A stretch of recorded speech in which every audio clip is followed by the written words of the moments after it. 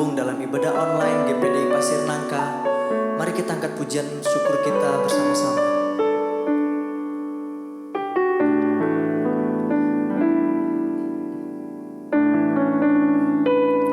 Bila kau izinkan sesuatu terjadi, ku percaya semua untuk kebaikanku.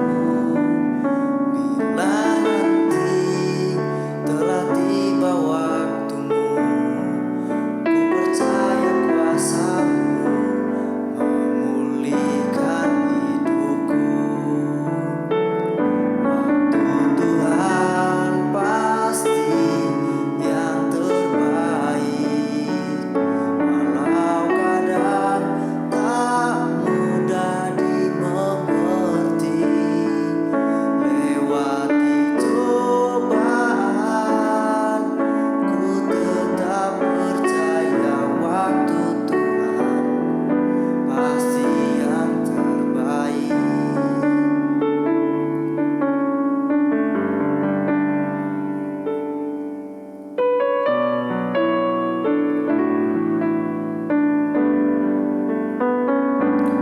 Bila kau izinkan sesuatu terjadi, ku percaya semua untuk kebaikanku.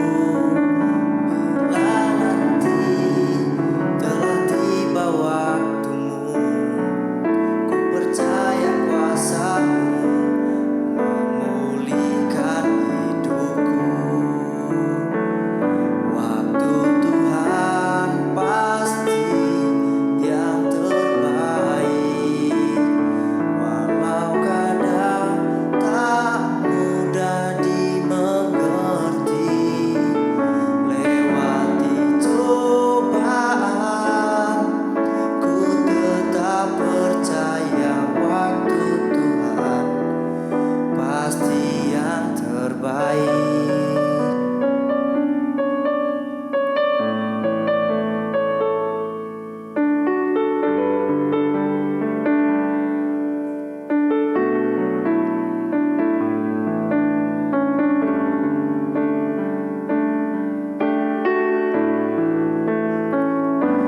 Bila nanti telah tiba waktumu, ku percaya kuasa-Mu memulihkan hidupku.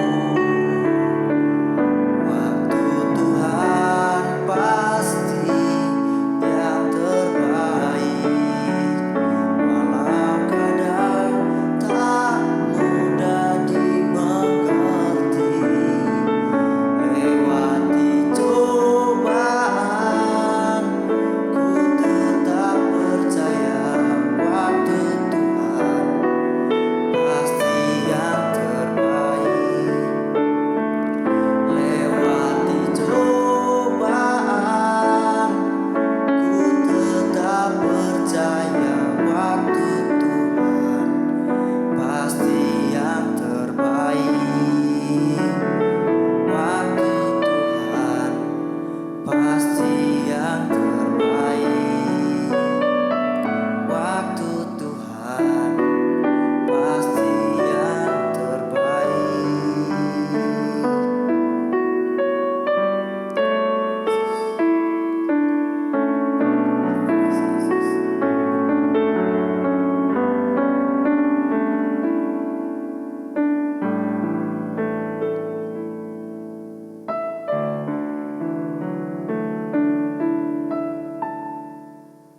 Salam sejahtera dalam kasih Tuhan kita Yesus Kristus. Senang kalau saya bisa ketemu kembali dengan jemaat GPDI Pasir Nangka, baik yang ada di Pasir Nangka ataupun jemaat yang saat ini ada di luar kota di tempat saudara berada masing-masing. Kita akan mengikuti ibadat online. Dalam minggu-minggu ini kita akan belajar tentang nama-nama Tuhan dan berkat yang ada di dalam nama itu. Seperti pada minggu kemarin, kita sudah belajar tentang nama Tuhan, yaitu Yehova Maksi, yang artinya Tuhan itu adalah perlindunganku. Dan pada minggu ini kita akan belajar tentang nama Tuhan, yaitu Yehova Jireh, yang artinya Tuhan akan menyediakan. Sebelum kita masuk dalam firman Tuhan, saya ajak bersama-sama kita tundukkan kepala untuk kita ada di dalam doa. Terima kasih Tuhan, kembali kami bersama jemaat yang ada, kami datang menghampiri Engkau dengan doa dan kerendahan hati kami. Kami berterima kasih kalau Engkau adalah Tuhan dan Allah kami yang baik, Allah yang sangat mengasihi kami, Allah yang sudah memelihara, memberkati, menolong kami. Kami akan menerima firman-Mu ini. Berikanlah kami hati untuk bisa menerima dan mengerti akan firman-Mu. Berkati hamba-Mu yang menyampaikan firman-Mu ini. Dalam nama Tuhan Yesus Kristus, kami sudah berdoa dan kami akan terima firman Tuhan ini. Haleluya. Amin. Nah, puji Tuhan, sekali lagi minggu ini kita akan mendengar firman Tuhan dari nama Tuhan, yaitu Yehova Jireh, yang artinya Allah yang menyediakan atau Allah yang mengadakan. Ayat pokok akan saya ambil di dalam kitab Kejadian, pasalnya yang ke-22, dan saya akan membaca ayatnya yang ke-14. Dan Abram menamai tempat itu Tuhan menyediakan. Sebab itu sampai sekarang dikatakan orang, di atas gunung Tuhan akan disediakan. Puji akan nama Tuhan. Nah, saudara yang dikasihi Tuhan, kalau kita hanya melihat satu ayat ini, tentunya kita tidak jelas akan sejarah peristiwa ini. Tetapi kita akan tahu secara jelas peristiwa ini adalah bahagian daripada Allah menguji seorang percaya, yaitu seorang bapa yang kita kenal adalah Bapa Abraham. Seorang Bapa Abraham, bagaimana kita lihat dia dikenal sebagai seorang yang taat kepada Allah. Saat Allah memanggil dia untuk keluar dari Ur Kasdim, meninggalkan kaum keluarganya, meninggalkan kota kesayangannya, tanpa pamrih, Abraham langsung meninggalkan kota itu, meninggalkan kaum keluarga, dan dia mengikuti apa yang Tuhan katakan kepadanya. Sikap yang baik yang ada di dalam Abraham adalah sikap taat kepada suara Tuhan. Dan di dalam sejarah berikutnya, setelah Abraham mempunyai seorang anak dari gundik, yaitu Ismail. Lalu berikutnya dia mempunyai anak yang disebut Ishak sebagai anak waris. Maka Allah menyuruh Abraham untuk mendengar suara istrinya.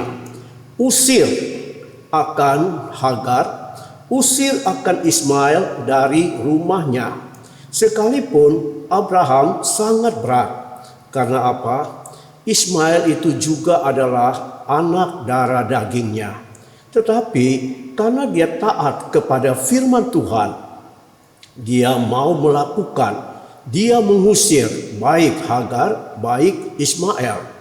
Dan sesudah peristiwa ini, baru kita masuk kepada pasal 22 kisah Abraham diuji ini. Saya senang untuk membaca pasal 22 ayat 1 di dalam terjemahan lama, karena agak lebih baik. Di dalam terjemahan lama, kalau saya bisa bandingkan dengan terjemahan baru, terjemahan lama dimulai ayat 1 dengan kata hatta. Kata hata itu artinya sesudah itu lalu. Sesudah itu, sesudah apa? Sesudah Abraham mengusir Hagar, mengusir Ismail dari rumahnya. Dan jelas sekarang yang tinggal di dalam rumahnya hanya anaknya yang ia kasihi. Anak janji adalah seorang Ishak. Kembali pada ayat 1. Hatta pada sekali peristiwa, yaitu kemudian daripada segala perkara yang tersebut itu, maka dicobai atau diuji Allah akan Abraham. Firman-Nya kepada Abraham, "Hai Abraham, maka sembahnya sahaya Tuhan." Ayatnya yang kedua, firman-Nya, "Ambillah anakmu yang tunggal itu, yang engkau kasihi, yakni Ishak, pergilah ke tanah Moria dan persembahkanlah dia di sana sebagai korban bakaran pada salah satu gunung yang akan kukatakan kepadamu." Keesokan hari pagi-pagi bangunlah Abraham, ia memasang pelana keledai dan memanggil 2 orang bujangnya beserta Ishak anaknya. Ia membelah juga kayu untuk korban bakaran itu. Lalu berangkatlah ia dan pergi ke tempat yang dikatakan Allah kepadanya. Jelas, saudara yang dikasihi Tuhan, seorang Abraham, dia adalah pribadi yang sangat tunduk dan taat kepada setiap kata perintah Allah kepada dia.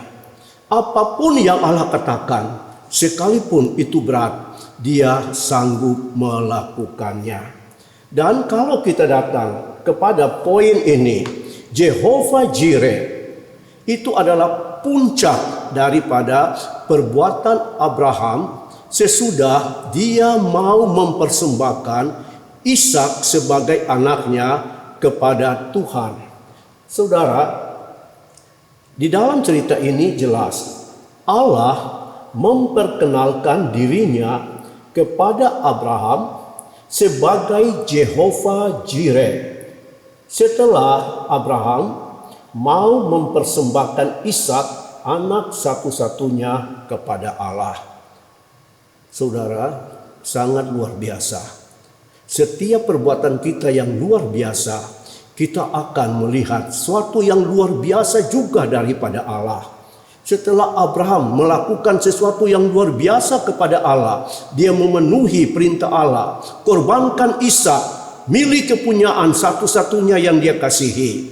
Dan setelah dia perbuat, maka Allah datang memperkenalkan diri kepada Abraham bahwa dia itu adalah Jehovah Jireh, Allah yang akan menyediakan. Perbuatan Abraham ini menunjukkan bahwa ia adalah umat yang taat dan tidak segan-segan berkorban untuk Allah. Itu sudah sangat jelas, dan saya percaya Allah akan bertindak sama kepada kita sebagai Jehovah Jireh, Allah yang menyediakan atau Allah yang mengadakan semua keperluan kita bila kita dapat bertindak, dapat membuktikan sikap kita seperti seorang Abraham. Kita mau jadi umat yang taat, kita mau jadi umat yang berani memberi kepada Tuhan. Kita menjadi umat yang mau berkorban apa yang Tuhan mau dari kita, sekalipun itu sangat berat. Tetapi kalau kita mampu melakukan hal itu kepada Tuhan, maka saya bisa katakan Tuhan akan sanggup melakukan sesuatu yang luar biasa kepada kita. Nah, saudara yang dikasihi Tuhan, kita sama-sama menyadari bahwa saat-saat ini secara global dunia sedang mengalami kesusahan akibat pandemi COVID-19, khususnya negara kita Indonesia. Dengan adanya pandemi COVID-19, kebijakan-kebijakan pemerintah yang sudah diambil untuk kebaikan bangsa dan negara, tetapi efek yang lain telah memberikan dampak negatif bagi ekonomi, bagi kehidupan masyarakat secara umum. Banyak kehidupan rumah tangga yang menjadi susah. Banyak kepala-kepala rumah tangga yang mengalami kehilangan pekerjaan. Banyak kebutuhan-kebutuhan yang sudah tidak dapat lagi terpenuhi. Saudara, kita mau lari kemana lagi?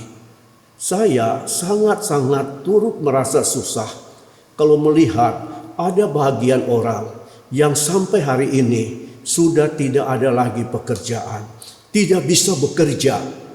Untuk hidup, mereka sangat mengalami kesulitan yang sangat luar biasa. Nah, saudara, kita lihat adanya kesusahan di mana-mana, adanya kematian, adanya ketakutan, kekhawatiran, dan kita sangat menyadari betapa susah hidup ini. Tetapi saudara, sebagai orang percaya dan saya sebagai hamba Tuhan, saya harus katakan kepada umat-umat Tuhan yang ada, saudara tidak perlu takut. Saudara yakin, saudara punya Tuhan yang hebat. Saudara punya Yesus yang hebat. Sebagaimana seorang Abraham, dia mengalami nama Tuhan yang luar biasa, yaitu Yehova Jireh, Allah yang mengadakan apa yang dia butuhkan untuk korban pengganti anaknya. Maka saya yakin, seyakin-yakinnya, Allah yang engkau sembah, Allah yang engkau percaya, Allah itu sama dengan Allahnya Abraham. Dia tidak pernah berubah. Dia tetap Yehova Jireh. Dia akan tetap menjadi Allah yang sanggup bertindak untuk menyiapkan, mempersiapkan, mengadakan apa yang saudara perlukan. Persoalan, apakah saudara siap hidup seperti seorang Abraham? Kita lihat di dalam ayat 1 tadi, Kejadian pasal 22 ayat 1, 2 dan 3, Tuhan berfirman kepada Abraham, "Berikanlah anak satu-satumu itu kepadaku. Berikanlah anakmu yang tunggal itu kepadaku." Siapakah anak yang tunggal dari Abraham itu? Adalah Ishak. Saya yakin, karena saya mengalami sebagai orang tua, saya juga punya anak tunggal satu. Apa artinya anak itu bagi hidup saya? Saya bisa katakan, dia adalah luar biasa dalam hidup saya. Apalagi seorang Abraham, dia bisa memiliki anak yang dijanjikan Tuhan itu di usia tua. Dan sudah tidak mungkin lagi dia bisa punya anak yang kedua. Tuhan sudah janji untuk memberikan keturunan kepada dia lewat Ishak, anak satu-satunya. Sekarang Tuhan minta anak itu. Secara logika Abraham akan pusing dan berkata, Tuhan itu bagaimana sih? Dan Ishak bagi seorang Abraham, bisa saya katakan dia adalah seorang yang menjadi keharapan untuk melanjutkan keturunan bagi Abraham. Dia itu adalah seorang ahli waris, dan lebih daripada itu, dia itu adalah kebahagiaan dalam hidup seorang Abraham. Dia itu adalah kebahagiaan. Sekarang Tuhan minta, mau enggak kebahagiaan hidupmu engkau berikan kepadaku? Maukah engkau kebahagiaan hidupmu engkau berikan kepadaku? Saya melihat Allah sebenarnya hanya pengen menguji. Mau enggak engkau? Jelas Allah tidak mungkin mengambil seorang Ishak daripada Abraham. Allah hanya menguji. Dan kalau kita lihat di dalam cerita ini, khususnya di dalam ayatnya yang ke-11 Kejadian pasal 22 ayat 9 sampai dengan ayat 12. Saat Abraham akan menyembelih atau mengorbankan Ishak kepada Allah. Ayat 9 mengatakan, sampailah mereka ke tempat yang dikatakan Allah kepadanya. Lalu Abraham mendirikan mezbah di situ, disusunnyalah kayu, diikatnya Ishak anaknya itu, dan diletakkannya di mezbah itu di atas kayu api. Sesudah itu Abraham mengulurkan tangannya, lalu mengambil pisau untuk menyembelih anak itu. Tetapi berserulah malaikat Tuhan dari langit, katanya, Abraham, Abraham. Sahutnya, ya Tuhan. Lalu ia berfirman, jangan bunuh anak itu dan jangan kau apa-apakan dia, sebab telah ku ketahui sekarang bahwa engkau takut akan Allah dan engkau tidak segan-segan untuk menyerahkan anakmu yang tunggal itu kepadaku. Suatu hal yang sangat saya senang. Setelah Abraham mampu melakukan apa yang Tuhan kehendaki, maka sekarang kita lihat dampaknya. Yang pertama, Allah katakan, sekarang ku ketahui. Sekarang aku tahu siapakah engkau sesungguhnya. Engkau adalah pribadi, engkau adalah umat, engkau adalah anak Tuhan yang takut akan Tuhan, yang tidak segan-segan memberi apa yang engkau sukai kepada Tuhan. Nah saudara, dalam ibadat kita kepada Tuhan, seringkali waktu kita saja susah kita berikan untuk Tuhan. Apa yang kita miliki, yang kita sayangi, Tuhan hanya menguji, maukah engkau memberikan yang engkau sukai itu kepada Tuhan? Tuhan hanya pengen tes. Kalau engkau mengasihi Tuhan, engkau mau Tuhan berkati engkau, Yehova Jireh, sanggup engkau lakukan itu kepada Tuhan seperti seorang Abraham. Maka saudara, berkat yang Abraham dapatkan pertama, ada pengakuan Tuhan kepada Abraham. Sekarang aku tahu bahwa engkau itu takut akan Tuhan. Saya ingat ada satu tokoh Alkitab juga yang sangat diberkati Tuhan, menjadi orang yang luar biasa, adalah seorang bapa yang bernama Ayub. Di dalam kitab Ayub pasal 1 ayatnya yang ke-8, setelah Allah ketemu dengan setan yang suka jalan-jalan keliling, Allah bertanya kepada setan itu, tidakkah engkau melihat hambaku Ayub?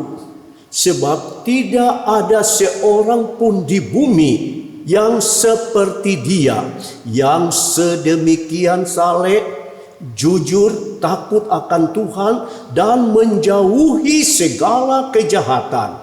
Dampaknya Allah telah memberkati Ayub menjadi orang yang terkaya pada saat itu. Nah saudara yang dikasihi Tuhan, saya ingin mengajak saudara, jadilah anak Tuhan yang bukan hanya diakui oleh Bapak Gembala bahwa engkau setia dalam beribadat, bukan diakui oleh Bapak Gembala engkau baik, tetapi buatlah dirimu sedemikian rupa supaya Tuhan yang mengakui bahwa engkau itu luar biasa. Engkau luar biasa. Maka supaya mendapat pengakuan dari Allah, engkau luar biasa, engkau perlu diuji coba. Maukah engkau menjadi pribadi anak Tuhan yang bersedia mendengar firman Tuhan? Bersedia taat kepada apa yang firman Tuhan katakan, bersedia memberi apa yang engkau sukai kepada Tuhan. Saya katakan engkau tidak akan rugi. Engkau beri 1, Allah bisa balas 1000. Engkau tidak akan rugi, karena Allah itu Yehova Jireh. Engkau kasih A, Tuhan tahu engkau butuh B, C, dan D. engkau kasih A, B, C, dan D, Tuhan sediakan untuk engkau. Dan tidak pernah kita rugi menjadi anak-anak Tuhan. Kita lihat berkat yang kedua, yaitu dalam ayatnya yang ke-13-14 yang sudah disinggung tadi. Setelah ada pengakuan Abraham itu hebat, ayat 13. Lalu Abraham menoleh dan melihat seekor domba jantan di belakangnya dan tanduknya tersangkut dalam belukar. Abraham mengambil domba itu lalu mengorbankannya sebagai korban bakaran pengganti anaknya. Dan Abraham menamai tempat itu Tuhan menyediakan. Sebab itu sampai sekarang dikatakan orang di atas gunung itu Tuhan akan menyediakan. Setelah Allah Abraham diuji, dia menoleh, dia melihat ada domba yang sudah Tuhan sediakan. Saya yakin kalau saudara mau taat seperti Abraham, saudara berbuat seperti Abraham, coba engkau menoleh, engkau akan melihat Tuhan sudah menyediakan apa yang engkau butuhkan. Dan yang terakhir kita melihat adalah berkat Tuhan bagi Abraham. Bukan hanya Yehova Jireh. Ayat 15. Untuk kedua kalinya berserulah malaikat Tuhan dari langit kepada Abraham. Katanya, aku bersumpah demi diriku sendiri, demikianlah firman Tuhan. Karena engkau telah berbuat demikian dan engkau tidak segan-segan untuk menyerahkan anakmu yang tunggal itu kepadaku, maka aku akan memberkati engkau berlimpah-limpah dan membuat keturunanmu sangat banyak seperti bintang di langit dan seperti pasir di tepi laut, dan keturunanmu itu akan menduduki kota-kota. Ayat 18 sebagai yang terakhir. Oleh keturunanmu lah semua bangsa di bumi akan mendapat berkat, karena engkau mendengar firman-Mu. Seorang bapa yang baik mendengar firman Tuhan, melakukan firman Tuhan, keturunanmu akan menjadi berkat. Kiranya firman Tuhan ini memberi kekuatan, penghiburan, pengharapan bagi kita. Kita tundukkan kepala untuk berdoa. Terima kasih Tuhan untuk berkat firman-Mu. Biarlah di dalam keadaan yang sukar ini, di saat kami tidak mendapatkan lagi keperluan-keperluan kami karena kondisi ekonomi yang sukar, sekarang kami datang kepadamu. Engkau Yehova Jireh. Kami percaya, kami mau taat, dan jadilah Engkau Yehova Jireh bagi kami. Sediakanlah kebutuhan kami, adakanlah keperluan kami pribadi, rumah tangga kami, pekerjaan kami, usaha kami, supaya kami tetap hidup dalam berkat-berkat Tuhan. Di dalam nama Tuhan Yesus Kristus, kami sudah berdoa, bersyukur untuk berkat firman Tuhan. Haleluya. Amin.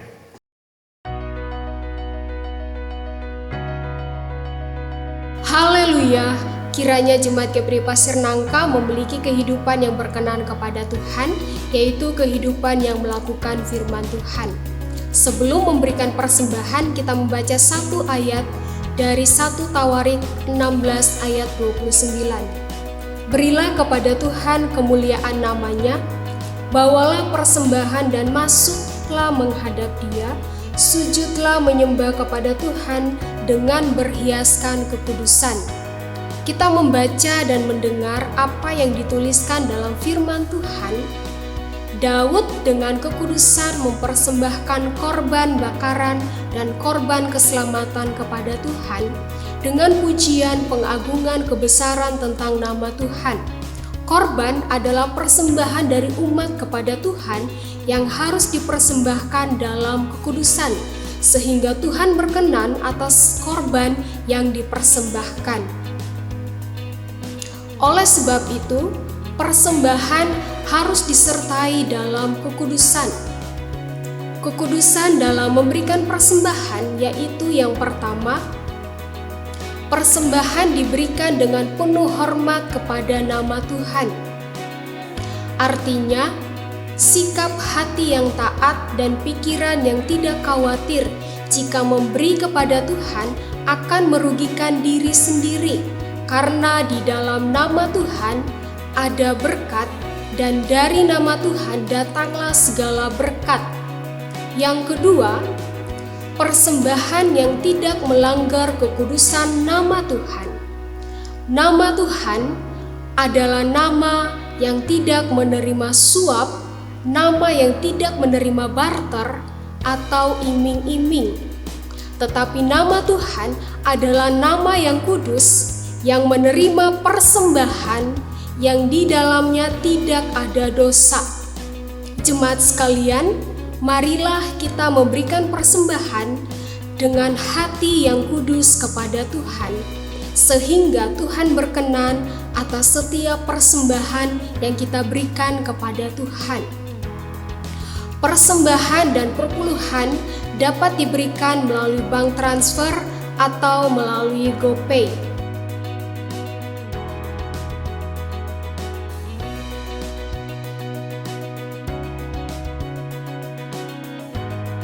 Jemaat sekalian, tetap menjaga kesehatan, mematuhi protokol kesehatan, dan tetap hidup dalam kekudusan. Terima kasih, Tuhan Yesus memberkati.